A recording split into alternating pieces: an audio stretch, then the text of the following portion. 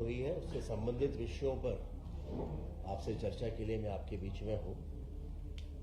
अभी गुरु पूर्णिमा का पवित्र पर्व हम सभी ने मनाया है और पूरे प्रदेश में मध्य प्रदेश सरकार ने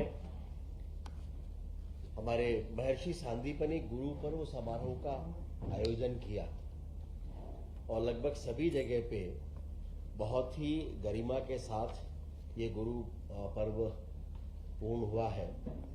इसके साथ ही एआई पर केंद्रित मिशन बुनियाद इसका भी शुभारंभ हुआ है। ये प्रदेश के 8 जिलों के 500 शासकीय स्कूलों में चलाया जाने वाला है, जिसमें कक्षा 8वीं से लेकर 11वीं तक एआई एनेबल्ड शिक्षा का शुभारंभ होगा। नहीं मतलब हो गया, चलाया जाएगा। अभी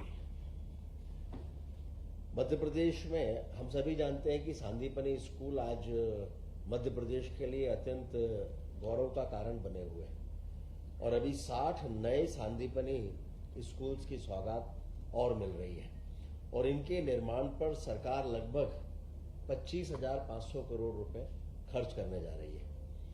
एक बड़ा महत्वपूर्ण निर्णय ये भी है कि स्कूल शिक्षा विभाग में 10,000 शिक्षकों की भर्ती का काम भी अभी किया गया है। एक और महत्वपूर्ण निर्णय है, बोर्ड परीक्षा में 3 साल तक 100% यानी 100% परीक्षा परिणाम देने वाले जो प्राचार्य हैं, ऐसे स्कूलों के प्राचार्य हैं, उनको 1 लाख रुपए की सम्मान राशि और उस स्कूल में विकास के कार्यों के लिए 5 लाख रुपए तक की राशि वहां पर दी जाने वाली है। ये इसलिए है ताकि प्रिंसिपल और स्कूल दोनों को ही प्रोत्साहन मिले और बाकी के स्कूल भी इस दिशा में कदम आगे बढ़ाएं। देश का पहला टेलीकॉम मैन्युफैक्चरिंग जोन ये ग्वालियर में स्थापित होने जा रहा है और दिल्ली में राज्य सरकार और भारत सरकार के बीच में एमओयू पर हस्ताक्षर भी हो चुके हैं। ये लगभग 350 एकड़ में विकसित होने जा रहा है, जो अत्याधुनिक प्लग एंड प्ले औद्योगिक क्लस्टर होगा। यहां पर मोबाइल उपकरण, network equipments, optical fibre, semiconductor और 5th G और अब उसके बाद 6th G पर भी जहां पर रिसर्च और इनको डेवलप करने का काम होगा। इसके प्रथम चरण के लिए भारत सरकार ने 493 करोड़ रुपए की राशि की स्वीकृति भी प्रदान कर दी है। 170 एकड़ जमीन राज्य सरकार के द्वारा निःशुल्क इसके लिए उपलब्ध कराई जा रही है और उस जमीन की कीमत अगर हम देखें तो लगभग 600 करोड़ यानी 596 करोड़ रुपए उसकी राशि होती है। इस परियोजना से, ये बड़ी महत्वपूर्ण परियोजना है जिसमें आने वाले सालों में 12 से 15 हजार करोड़ रुपए का निवेश और लगभग 5,000 रोजगार इससे सृजित होने की संभावना होगी। जैसा आपको पिछली बार ही बताया था कि जन विश्वास अभियान प्रारंभ होने जा रहा है और 7 तारीख से इसकी शुरुआत हो रही है। माननीय मुख्यमंत्री जी स्वयं इसकी शुरुआत छिंदवाड़ा से कर रहे हैं। प्रभारी मंत्री होने के नाते मैं भी वहां रहूंगा और सभी जो मंत्रीगण हैं, ये इनके जिलों का चयन की प्रक्रिया मुझे लगता है आज पूरी हो जाएगी और ये सभी वहां पर 7 तारीख को मौके पर रहेंगे अपने अपने जिलों में और इस योजना को आगे बढ़ाएंगे, जिसमें पहले भी आपको जानकारी दी थी कि इसमें जन संवाद का कार्यक्रम भी होगा, उद्योग संवाद का कार्यक्रम भी होगा, सर्विस डिलीवरी जो कि सुशासन का प्रमुख आधार है, इस पर चर्चा होगी। शासन की योजनाओं के धरातल पर क्रियान्वयन की स्थिति क्या है उसको बारीकी से देखा जाएगा। कुल मिलाकर सभी योजनाओं और कार्यों की मॉनिटरिंग के साथ साथ जनता से संवाद, ये इसका प्रमुख आधार और कारण है। इस वर्ष भी हम सभी जानते हैं कि माननीय प्रधानमंत्री जी ने हर घर तिरंगा अभियान की शुरुआत की थी और इस वर्ष भी 9 से 17 अगस्त तक हर घर तिरंगा ये अभियान जन सहभागिता से शुरू होने वाला है, जो 17 तारीख को पूरा होगा और राष्ट्रीय गीत वंदे मातरम के 150 वर्ष पूरे होने के उपलक्ष्य में उसे भी इस अभियान के साथ में जोड़ा जाएगा। जिलों में तिरंगा से तिरंगा, यानी कोई जब यात्रा होती है, प्रारंभ होती है, तो एक यात्रा ने दूसरी यात्रा को तिरंगा सौंपा। उसके साथ साथ उसकी प्रदर्शनी, रंगोली, तिरंगा की बुनाई, तिरंगा मेला, तिरंगा कंसर्ट, तिरंगा ई बाइक, तिरंगा साइकिल रैली, तिरंगा यात्रा, तिरंगा ध्वज बिक्री, तिरंगा एंथम, तिरंगा प्रश्नोत्तरी, तिरंगे के लिए स्वयं सेवा, तिरंगे की सजावट, तिरंगा संगीत और सैन्य बलों के जवानों और पुलिस कर्मियों को पत्र लेखन जैसे कार्यक्रम भी इसके माध्यम से आयोजित होने जा रहे हैं। और कोशिश है कि स्व सहायता समूह और जो उचित मूल्य की दुकानें हैं, यहाँ के माध्यम से खादी के और पॉलिस्टर के जो राष्ट्रीय ध्वज है वो उनकी उपलब्धता सुनिश्चित हो सके। माननीय मुख्यमंत्री जी ने आह्वान किया है प्रदेश के लोगों से कि सभी तिरंगे के साथ अपनी सेल्फी हर घर तिरंगा पोर्टल पर अवश्य अपलोड करें और साथ में सोशल मीडिया हैंडल पर देशभक्ति से जुड़े हुए इस अभियान का अधिक से अधिक प्रचार प्रसार करें। ये इतना प्रचारित हो कि एक जन आंदोलन के रूप में सामने आए। निशातपुरा ये भोपाल का चौथा रेलवे स्टेशन के रूप में विकसित हो गया है। 14 करोड़ की लागत से इसका विकास हुआ है। इसमें उज्जैन, इंदौर आने जाने, दिल्ली से जहां भी इंदौर और उज्जैन जाने वाली गाड़ियां हैं उनको समय भी बचेगा और भोपाल मेन स्टेशन पर जाए बिना डायरेक्ट ट्रेन की सुविधा भी मिलेगी। अभी फिलहाल 2 ट्रेनों का स्टॉपेज यहां पर रहने वाला है, मालवा एक्सप्रेस और वेरावल एक्सप्रेस।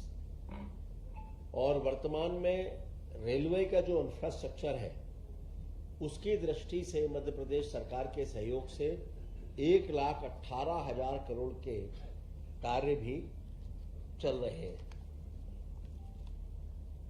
आज जिन विषयों पर निर्णय हुए हैं उनमें सहकारिता विभाग का एक बहुत ही महत्वपूर्ण निर्णय है कवच योजना।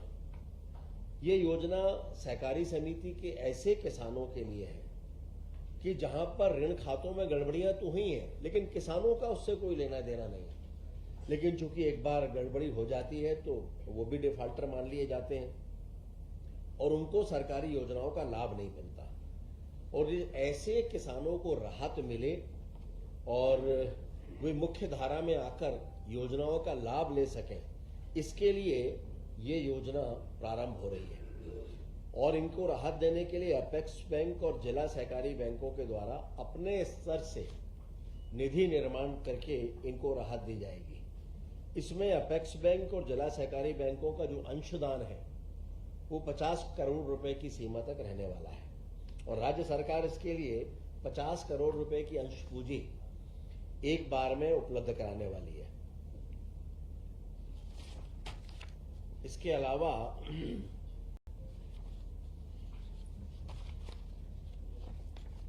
कुछ योजनाओं की निरंतरता के विषय हैं जिनमें खेल और युवा कल्याण विभाग के द्वारा स्टेडियम, खेल और इंफ्रास्ट्रक्चर विकास के लिए आगामी 5 सालों के लिए 2,460 करोड़ और ऐसे ही लोक स्वास्थ्य और चिकित्सा शिक्षा के लिए आगामी 5 सालों के लिए 12,517 करोड़ और लोक स्वास्थ्य विभाग में ही शीत ज्वर जैसे रोग के लिए आगामी 5 सालों के लिए 1,704 करोड़ और प्रधानमंत्री आयुष्मान भारत स्वास्थ्य अधोसंरचना मिशन के लिए लगभग 2,448 करोड़ रुपए और इसके साथ ही स्वास्थ्य केंद्रों की स्थापना और संचालन के लिए भी अगले 5 सालों के लिए लगभग 11,812 करोड़ रुपए इनकी निरंतरता की भी आज अनुमति प्रदान की गई है माननीय मुख्यमंत्री जी के नेतृत्व में।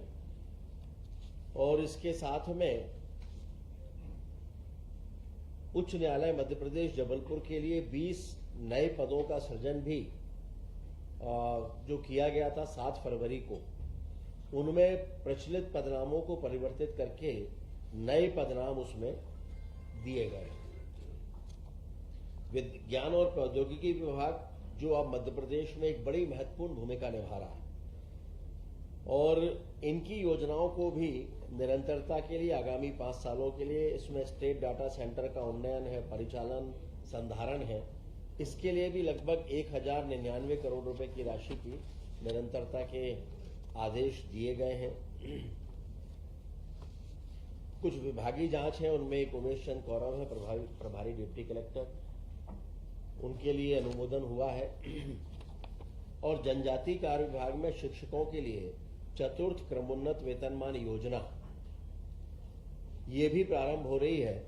लगभग जो सहायक शिक्षक हैं, प्राथमिक शिक्षक हैं और उच्च श्रेणी के शिक्षक हैं या फिर माध्यमिक शिक्षक हैं, इनको 30 वर्ष की सेवा के बाद तृतीय क्रमोन्नत वेतनमान का लाभ मिलने जा रहा है। और स्कूल शिक्षा विभाग और अन्य विभागों में पहले से ही चौथा समयमान वेतनमान प्राप्त उनको हो रहा है। इसलिए जनजाति कार्य विभाग में भी 1 जुलाई 2023 या उसके बाद 35 साल की सेवा पूर्ण करने पर चौथे क्रमोन्नत वेतनमान देने का भी प्रस्ताव रखा गया है। और इससे अगले 3 सालों में लगभग 6,846 शिक्षक लाभान्वित होने जा रहे हैं और इस पर अगले 3 सालों में लगभग 182 करोड़ रुपए का वित्तीय भार मध्य प्रदेश सरकार पर आएगा। जनजाति कार्य विभाग के लिए भी अखिल भारतीय दयानंद सेवाश्रम संघ ये नई दिल्ली में पंजीकृत है, लेकिन इसका कार्यक्षेत्र रतलाम और झाबुआ जिले में है। तो अभी केवल मध्य प्रदेश में जो पंजीकृत संस्थाएं हैं उनको अनुदान प्रारंभ किए जाने का प्रावधान है। चूंकि संस्था दिल्ली में पंजीकृत है, इसलिए इस नाम से फिर से इसका पंजीयन यहां पर संभव नहीं है। तो इसको 2015-16 से 24-25 तक 10 वर्ष की अवधि के लिए मध्य प्रदेश में पंजीबद्ध होने की शर्त से कैबिनेट ने छूट प्रदान की गई है। इस छूट से शासन पर कोई भी अतिरिक्त भार नहीं आने वाला है। तो कुल मिलाकर आज के ये सारे विषय